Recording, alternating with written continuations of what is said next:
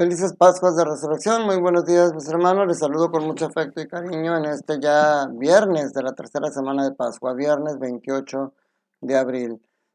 Continuamos ahora con el capítulo 9, los primeros 20 versículos del capítulo 9 del libro de los Hechos de los Apóstoles.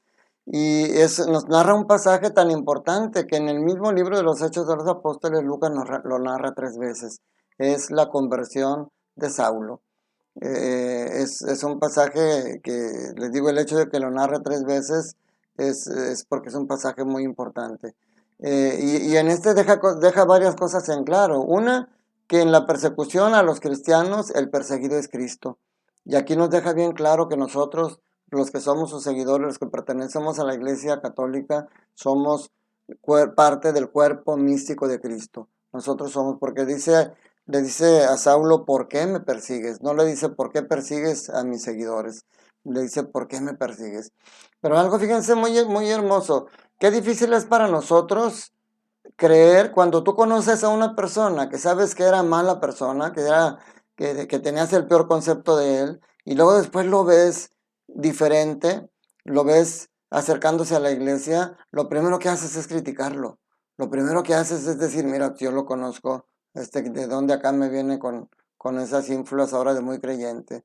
Porque es muy difícil. Fíjense cómo en este pasaje lo primero que dice, en aquellos días, Saulo amenazando todavía de muerte a los discípulos del Señor.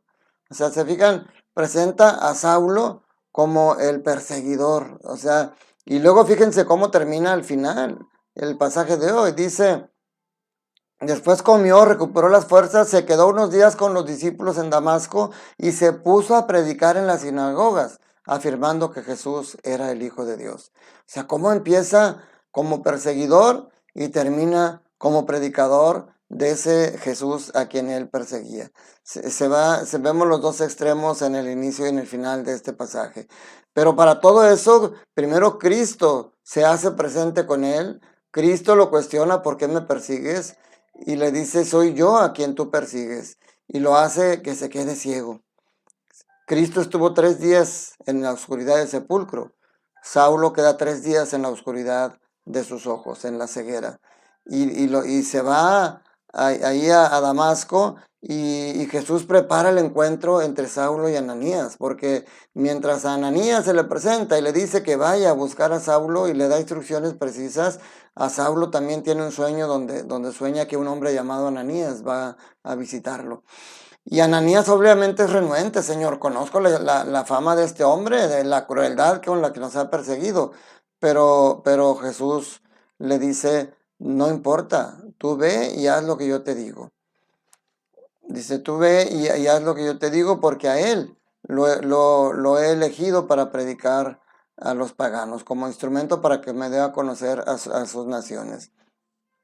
Y entonces Ananías va y se presenta ante Saulo y le dice, Jesús me envió para que devolverte la vista.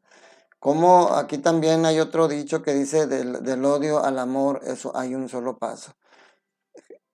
Saulo era un seguidor encarnizado, pero después es uno de los que más ama a Cristo. Las cartas de Pablo a mí me encantan porque se ve cómo logró superar, por eso logró superar toda esta primera incertidumbre. Yo me imagino la primera comunidad cristiana debe ser impresionante y con mucha incredulidad, como les decía, ver de repente a Saulo predicar, que yo creo que no lo querían ni oír, se querían ir.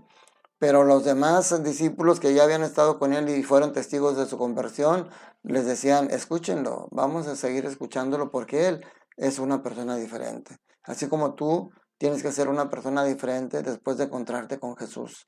El encuentro con Jesús no puede pasar de en vano, no puede pasar de noche, como decimos. El encuentro de Jesús, el encuentro con Jesús puede y debe cambiar tu vida. Y el encuentro con Jesús nos debe llevar a tener esa fe de creer lo que Él nos dice, aunque sea difícil para nuestra mente, para nuestra razón, pero que sabemos que si Cristo lo dice, Cristo no miente. Por eso en el Evangelio de San Juan, seguimos en el capítulo 6, ahora del 52 al 59, va entrando cada vez más en la cumbre de este discurso eucarístico. Y de hecho hoy es muy hermoso para nosotros, porque después de lo que les decía ayer, ahora la gente dice, ¿cómo puede darnos a comer su carne? O sea, empiezan a primero el cuestionamiento, después vendrá el abandono, pero hoy es el cuestionamiento. No, este está loco, ¿cómo nos vamos a comer su carne?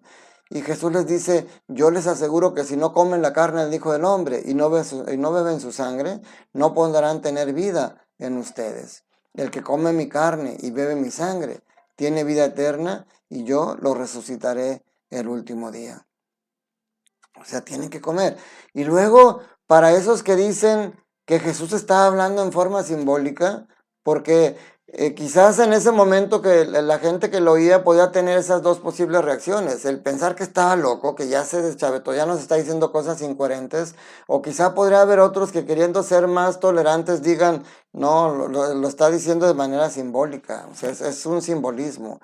Pues Jesús quizá eso lo vio, lo escuchó en la mente de ellos, y por eso ahora les dice, mi carne es verdadera comida y mi sangre es verdadera bebida. ¿Se fijan? O sea, no es un simbolismo. Mi carne es verdadera comida y mi sangre es verdadera bebida. Y remata diciendo, el que come mi carne y bebe mi sangre permanece en mí y yo en él. O sea, esto es lo que sucede en la comunión, hermano. Jesús permanece en ti porque lo comes, porque lo entra a ti. Y así como cuando tú comes carne, cuando tú comes pescado, cuando tú comes cualquier alimento, entra en ti, forma parte de ti y te fortalece. Nada más que la diferencia es que eso luego lo vas a desechar lo que te sobra. Y el alimento que es la carne de Cristo, ese no se desecha. Ese forma parte de ti porque tú formas parte de él. O sea, eso es bien importante. Y al final, ya Jesús les había dicho que él ha bajado del cielo y ahora lo remarca. Dice, yo seguramente se apuntaba a él, decía, este es el pan que ha bajado del cielo y no es como el maná que comieron sus padres, pues murieron. El que come de este pan vivirá para siempre. Mañana vamos a ver la conclusión de todo este discurso eucarístico, pero por hoy medítalo, mi hermano. Hoy medita en tu mente y en tu corazón si crees esto que nos acaba de decir Jesús. Si crees que su carne es verdadera comida y que si crees que su cuerpo es verdadera bebida. El domingo lo vimos con los discípulos de Maús que lo reconocieron en la fracción del pan y meditamos eso. ¿Tú lo reconoces en la Eucaristía? Pues si realmente lo reconoces y si realmente crees, ¿qué esperas para confesarte y para poder comulgar en la próxima misa a la que vayas? Que Dios te bendiga, que Dios te ilumine y que Dios nos dé esa claridad para entender con el corazón lo que no podemos entender con la mente. Que la bendición de Dios Todopoderoso, Padre, Hijo y Espíritu Santo, descienda sobre ustedes, sus familias, trabajos, escuelas y permanezca para siempre. Dios te ama, Dios quiere que seas feliz. Te mando un fuerte abrazo.